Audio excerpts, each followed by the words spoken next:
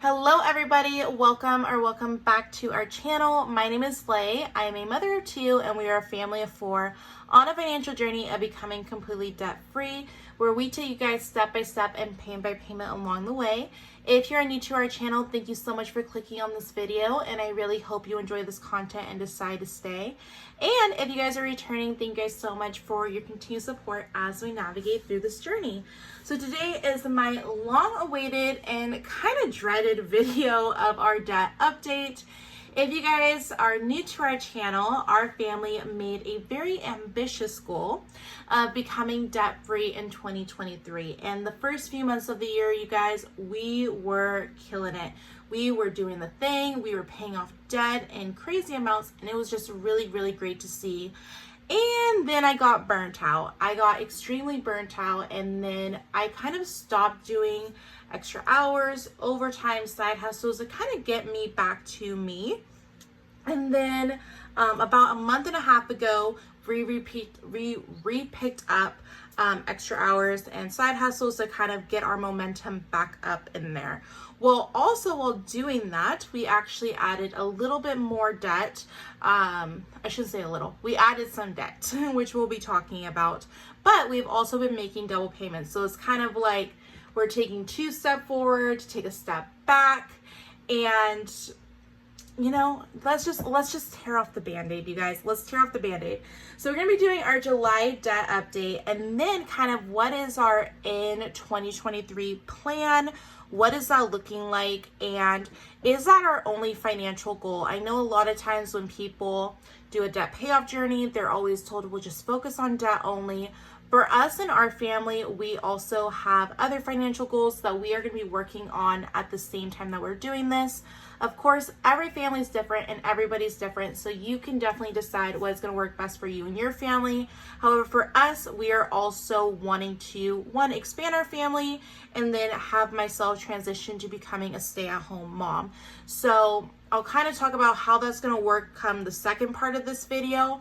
But let's get into the numbers and then talk about how we're going to do this and how my idea of debt has changed over the last few months. So I'm using these really cool highlighters, pens, I would say, from Amazon.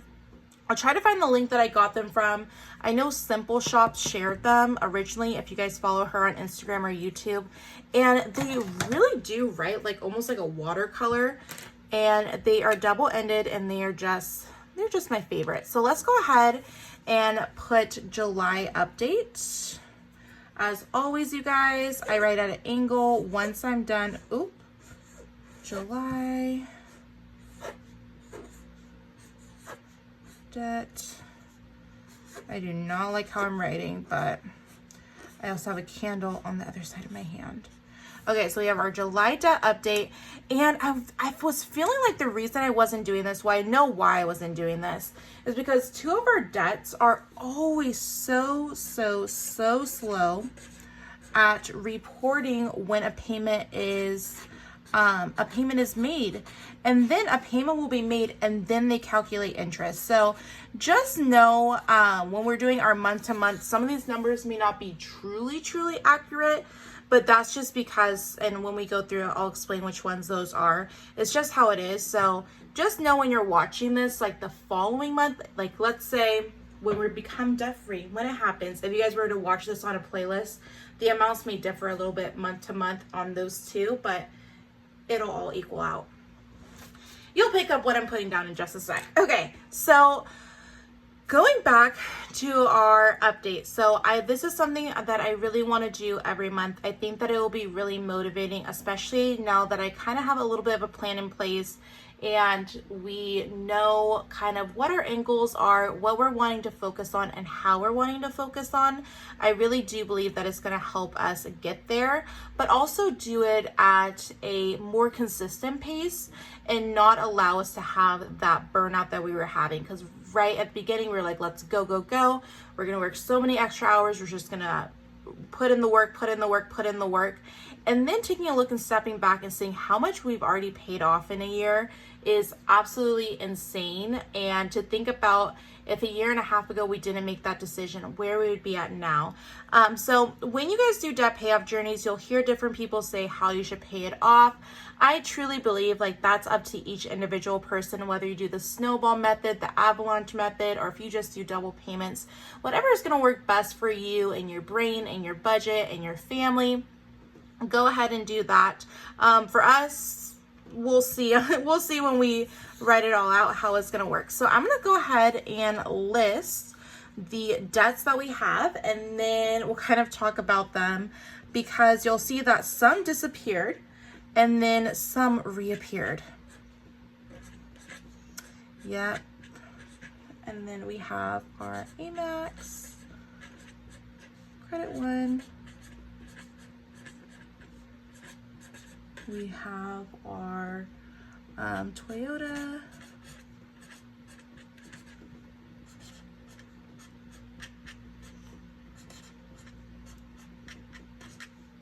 And I was thinking I was going to make this video towards the end of the month because half of these payments haven't been made yet. But at this point is rather I just make it, and then come August, if there's like a big jump, we'll just note that it's because at the time I'm filming this video, the July payment hasn't came off of it yet. So we are working with 4 credit cards, a car, and then 3 personal loans, which were for home projects for our house. So that's kind of the makeup of our debt and how everything works. Yep. Not really anything too much to go into it. The home projects, it was just plumbing and what was it? The backyard, and then there's something else. I'll have to figure it out. But those were the 3 things that we ended up taking out smaller debts for. I know the plumbing was the biggest one because our emergency fund didn't cover it all the way. So be sure, if you guys don't have an emergency fund, definitely get one set up so you don't end up like me. And also don't end up like getting into that mindset of monthly payments, because that is a very, very, very dangerous rabbit hole. Okay, so for our first credit card, we are working with $1,373.04 total combined amount.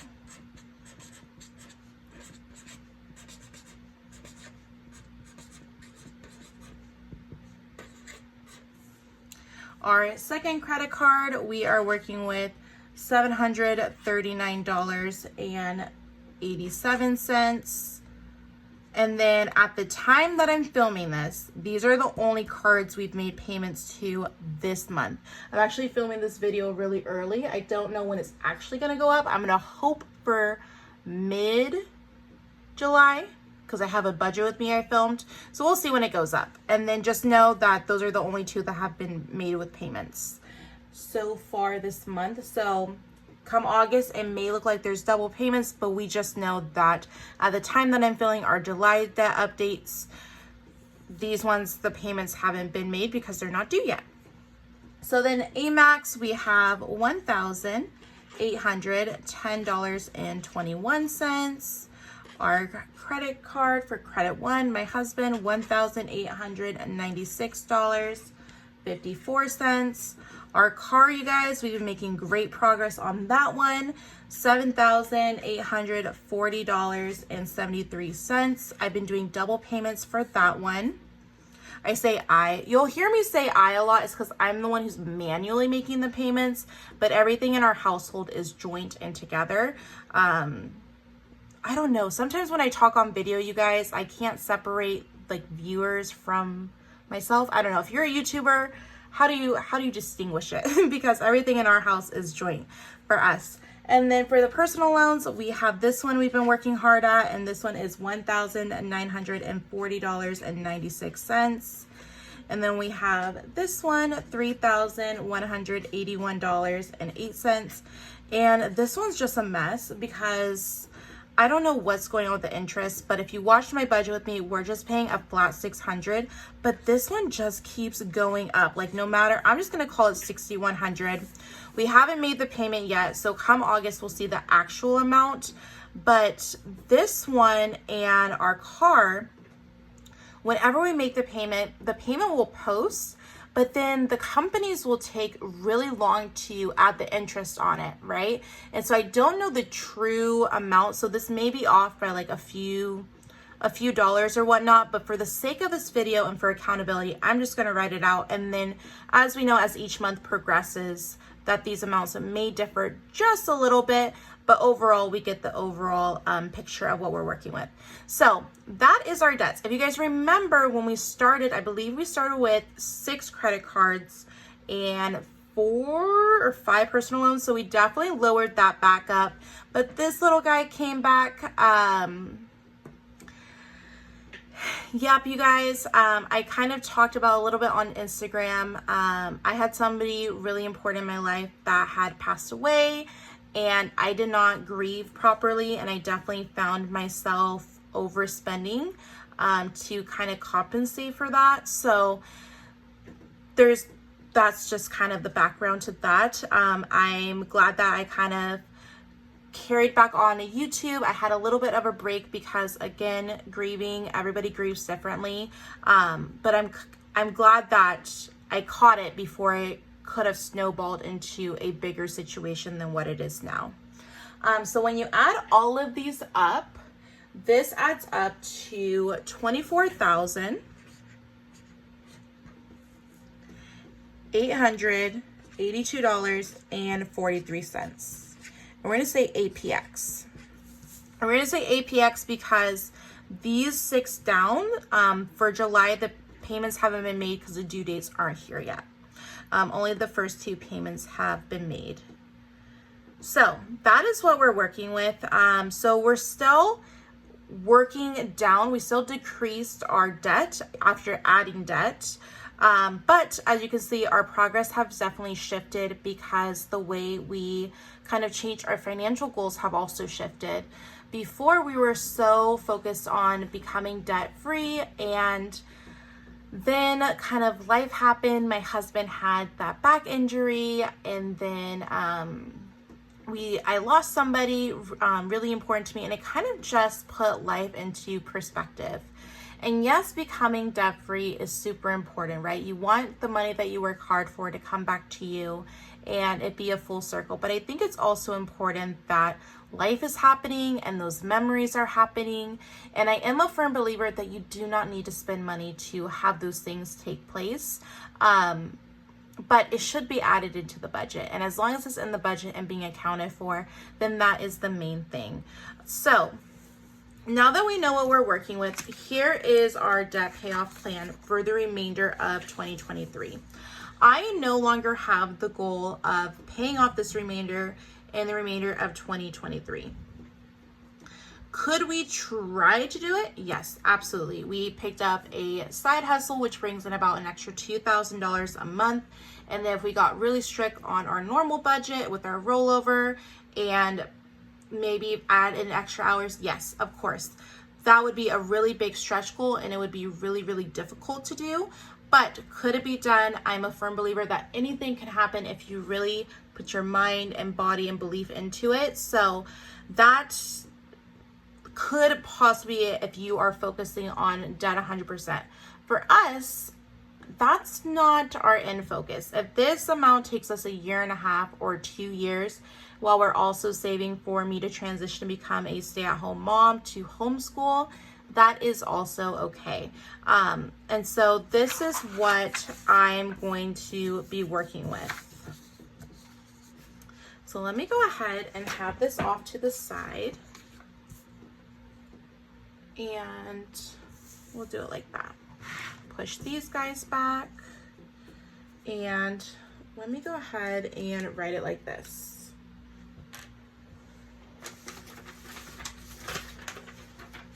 Okay, so we have, just to keep it even and make it make sense, let's just do the next 6 months. Let's do August. I absolutely love how these pens write. September, October, November, December, January. Okay, and to each of these months, My husband and I, when we did our budget, we would have an excess of $1,000 outside of what we're going to be saving to our emergency and stay-at-home fund to be able to apply to debt. And so this is what I'm thinking. And I know a lot of you are going to say, well, go with what the interest rate is. And yes, we may end up doing that, but just for our starting point, let's go ahead and do it this way. And then 1,500 and 1,500. And that's just because I normally tend to have PTO around the holiday time. So I know that my husband can pick up extra shifts if needed. And then that's how we're going to get these two amounts, because you would get paid the following month. So for August, we are going to be taking care of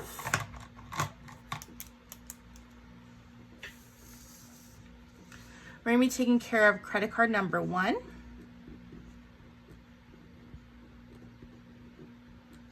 And, oh, was that number 1? Nope, credit card number 2, Capital One number 2, excuse me. And then Capital One number 1, and then we'd put 261. So I guess we are kind of going at it a little bit like the snowball method. So in August, with that 1,000, we'll pay off the first card, put 261 towards this card. So we're working our balance smallest to largest. I know a lot of people really enjoy doing it based off the interest, because yes, you do save more money in the long term if you do it that way. However, I need something to stay motivated. And yes, becoming a stay-at-home mom is super exciting, but I also need something to help keep me motivated on the debt journey and remembering that end goal. Because if you remember, when we started off in that $40,000 range, we're already getting almost to that halfway point. So still looking back and seeing the progress is amazing. So I need to keep that motivation, but also a steady pace at it. So then come September, we're going to put the full, Capital One number 1. We're going to do the whole $1,000 towards that, right? Because it's $1,373. And then come October, that's going to finish that card out at 112. And then we're going to put $888 towards Amex. And then, now these amounts are not going to be set in stone amounts, because as these months are progressing, the minimum payments and interest are also going to be progressing. So these amounts may fluctuate throughout the month, which is why I'm really trying my hardest to ensure that I'm doing a debt update on a monthly basis. I don't know when in the month it will take place, but I'm going to try to get one every month out. So again, if the numbers fluctuate just a little bit, depending on when the video comes out, don't worry, it won't be by too much. And then November, we're going to do the remaining $922 towards the Amex, and that card would be completed. And then $78 to Credit One. And then come December, $1,500 towards Credit One. And then come January, it would be the last $318 towards Credit One. And then 1182 to the personal loan number 1. And then fingers crossed by then, that amount has already been lowered by the last 5 payments that personal loan would be paid off. And then we would just be working with the last 3 debts, the car and the last 2 personal loans. So just to do a recap, because we went through a lot in this video. We got real close really fast, you guys. So we did our July debt update. Like I mentioned before in this video, we've only made the first 2 payments because that's when the due date is, and I'm not quite sure when I'll get this video actually uploaded. So by the time you guys are watching it, potentially more payments have came through. So these bottom 6, when we do our August update, you may see a little bit bigger of a jump, but that's just because the payments haven't came through. So we're working at $24,882.43. As we mentioned in the video, yes, paying off debt is important, but we're also focusing on saving and big life changes as well. Just given some of the things that life in 2023 has kind of thrown at us, it really helped put things in perspective just a little bit. And again, everybody's debt-free journey is different. So for you, if you're that gazelle intense and you're going for it, that is wonderful for you. But at the same time, if you're somebody who wants to work at multiple financial goals at one time, that's also amazing. So however you do it, as long as the debt is getting paid off, that is the key and that is the goal. So what I like to do is I always like to do things in 6-month increments so I can see it at a glance. So we know for a fact that we are able, between the side hustle, part-time job, extra hours, however you want to word it, at least $1,000 to $1,500 during the holiday time for our debt payments. So by the end of December, ideally we would be credit card debt free. So all 4 of those credit cards would be done, and if not sooner, because we are a cash envelope user family, which means we use physical cash for our variable expenses. So if we have any rollover, right now we've just been putting them in these savings challenges. But once those savings challenges are completed, we could also throw it towards there as well to do a bigger payment. And then by January, hopefully that would leave that personal loan one done. And then we're just working with these 3. Now, granted, this personal loan number 3, I know the amount's not truly $6,100, but because of when they do the interest and everything, and we have a $600 payment that's coming out this month, come August, we'll have like the true numbers for that one.